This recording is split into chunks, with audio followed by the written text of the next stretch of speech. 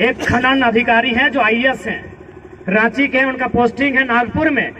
उन्होंने हमें टेलीग्राम में एगो लेटर भेजा, उसमें शायद एनसीएल या कोई कंपनी है उड़ीसा में और तमिलनाडु में, वो माइनिंग का काम करती है। और माइनिंग सरदार सब लोग समझते हैं पॉलिटेक्निक के स्टूडेंट्स, पॉलिटेक्निक वाले ही माइनिंग सरदार बनते हैं ना।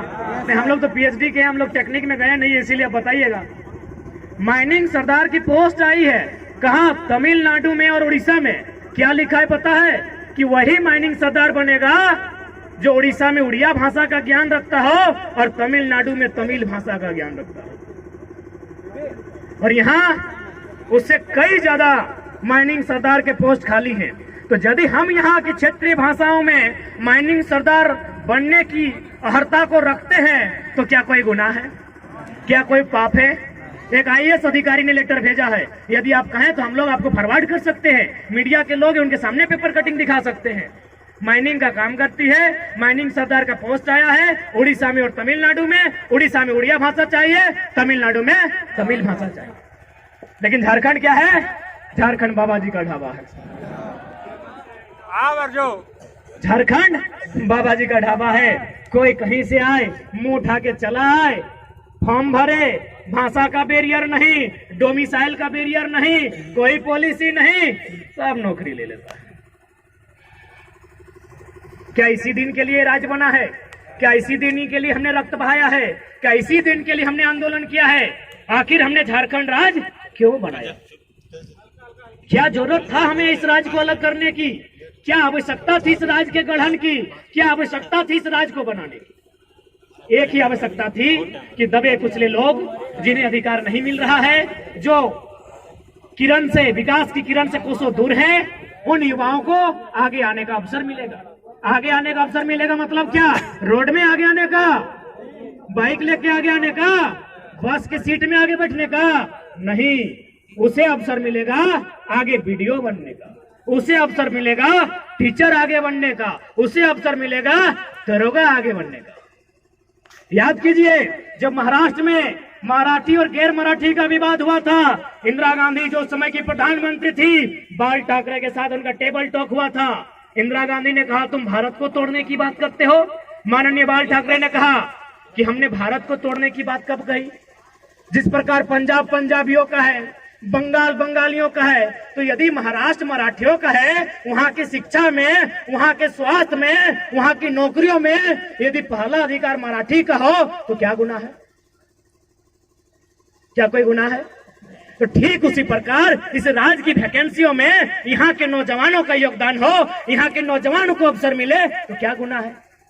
और ये तो हम नहीं कह रहे हैं, भारत का संविधान कह रहा है। भारत का संविधान 309 जो विधानसभा को शक्तियां देता है, भारत की अनुसूची 7 जिसमें जो राज्य की सूची है, सूची नंबर 41 कहती है, वही अनुच्छेद 16(4) कहती है कि राज्य के हितार्थ में, राज्य के नौजवानों की नियुक्ति के हितार्थ में राज्य सरकार विकसित राज्यों को कंट्रोल करने के लिए, उनको एक बैरियर में बांध कर रखने के लिए नियम बना सकती है। हम तो संवैधानिक बात नहीं कर रहे हैं, हम तो सारी चीज लॉजिकल रखते हैं। और आज इस आंदोलन से अगर 22 साल में इनको डर लगा है तो इसीलिए डर लगा है कि इससे पहले सब ठेंगा छाप मंत्री लोग होता था, आज भी मोटा मोटी उतना है। मीडिया वाला पूछता था कि 1932 तो अंग्रेजों के टाइम का है, कैसे चलेगा? तो हम लोग तो मीडिया लोग को बुलाते हैं, सामने आइए। सिराज भाई तो बहुत सामने हैं,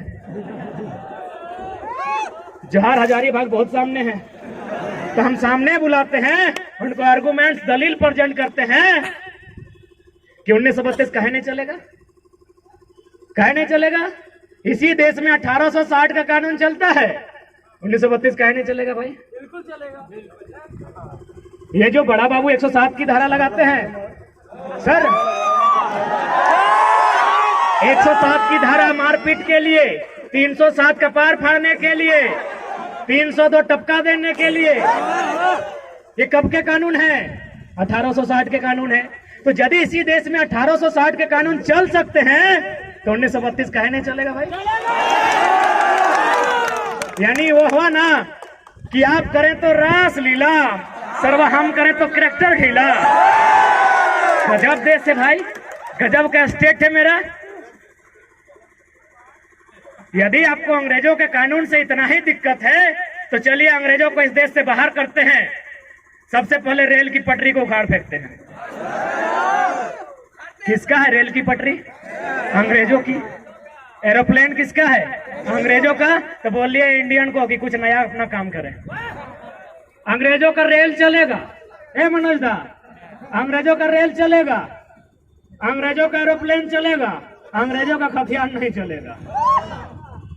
चलिए आप बोका का जैसा समझाते, मुख्यमंत्री बोलते हैं ना, वो बोका हम लोग का डायलॉग कॉपी कर रहा है। एकदम बोका, झारखंडी लोग लेल्हा धेंधा बोका, एकदम बोका के स्टाइल में समझाते हैं खतियान का लड़ाई को। यदि एक बांस का टुकड़ा को लिया जाए, उस बांस के टुकड़ा को दो भाग में बांट दिया जाए, तो क्या दोनों का रंग बदल जाएगा? बदलेगा नहीं ना। क्या दोनों का गुण बदलेगा? क्योंकि दोनों बांस कभी एक ही बांस था, दोनों बांस अलग अलग फाड़ा हुआ है। तो ठीक उसी प्रकार हम भी बिहार से न फाड़ा हुए हैं। तो पता कीजिए बिहार में कौन कानून है। अगर वहां खतियान का कानून है तो झारखंड में क्यों नहीं होगा जी? चलिए और एक उदाहरण, जमीन की जानकारी रखने वाले, यदि भाई भाई में जमीन का बंटवारा होता है, मिथिलेश दा, भाई भाई में यदि जमीन का बंटवारा है तो क्या बदलता है? एकड़ डिसमिल बदलता है, खाता नंबर बदलता है क्या? बच्चा है जमीन के मामले बताइएगा। दो चार को सीनियर लोग, मनोज दा को सीनियर ही मानते हैं, थोड़ा सीनियर माना है भैया भाई के लोग। तो जमीन जो बंटवारा होता है, खाता नंबर बदलता है क्या? कि मेरा 510, पिताजी का 510, तो चार को भाई का 508, 509, 507 होता है क्या? प्लॉट नंबर बदलता है क्या? तो बिहार में अगर 1932 है तो यहाँ क्या दिक्कत है? ठेठ भाषा में। उसके बाद भी हमने हमेशा मानवता का बात कहा है, आज भी मीडिया के सामने रखते हैं कि जो लोग बाहरी भीतरी का विवाद करते हैं, यदि कुछ लोग ऐसे हैं जिनका अपने राज्य से कनेक्शन नहीं है, ध्यान दीजिएगा, अपने राज्य में कनेक्शन नहीं है, यदि वो बिहार का है, बंगाल का, यूपी का है, छत्तीसगढ़, महाराष्ट्र कहीं का है, लेकिन यदि उसका उस राज्य में कनेक्शन नहीं है तो आप उसे एक डोमिसाइल 2 के तर्ज पे परिभाषित कीजिए और आप उसको प्राथमिकता नंबर 2 में रखिए। यदि इस भूभाग के अलावा कहीं कुछ नहीं है, लेकिन शर्त है इस भूभाग की भाषा संस्कृति को अपना लिया है, तो आप उसको डोमिसाइल 2 बनाइए, उसके लिए एक टीम बनाइए, एक सर्वे कीजिए, क्योंकि हम भी चाहते हैं कि किसी को निराशा ना हो। लेकिन जो लोग कहेंगे कि दिवाली यहां मनाएंगे और छठ यूपी, बिहार में, बंगाल में, तो भैया माफ कीजिएगा, भाईचारा ज्यादा नहीं, माफ कीजिएगा। आपने अगर सब कुछ खो दिया है, आपका अगर कुछ नहीं है और आप यहाँ हैं, स्वागत है, उसके लिए डोमिसाइल 2 पर चर्चा की जाए, स्थानीयता 2 पर चर्चा की जाए। लेकिन आप कहेंगे कि दिवाली यहाँ, छठ वहां, भैया माफ कीजिएगा, ज्यादा नहीं सहना आता है अब।